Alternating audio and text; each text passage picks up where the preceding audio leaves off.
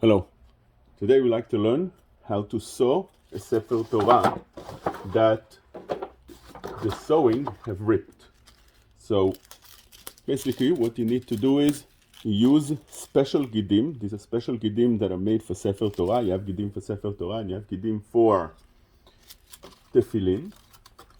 And the Sefer Torah is thicker and stronger than the ones for the tefillin. Then you need to take a needle with a pretty big hole in order for it to be able to go inside. If the hole is very small, it wouldn't go inside easily. If it doesn't go inside well, you just make the gid a little bit more straight, and then you would be able to reach inside. Let's do it again.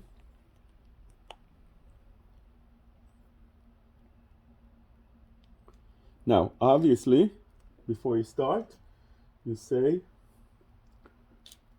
Hashem Kedushat Sefer Torah. A knot need to be done on the other end, so you can tie to that knot as you go along. And the Sefer Torah will sew from the back, so you don't see the sewing in the front. This is already bent the way it should be, because you want to have one end like that in order for it to cover the tirot. And you start from underneath that bending in order for it to hide the knot that we made. The Shem Kedushat Sefer Torah, and you start sewing.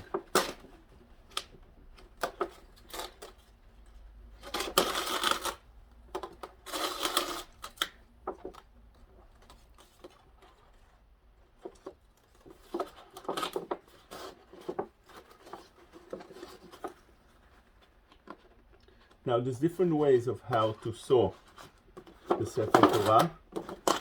I'm following what the Sefer did in the other Yeriot, so it will be consistent.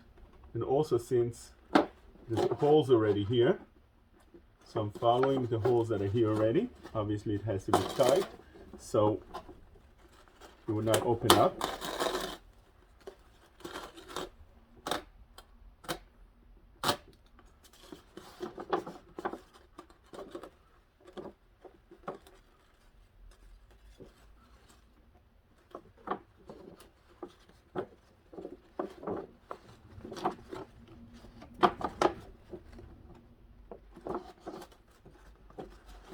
If it doesn't go through, the tool could be used, and then it's much easier to pull it through.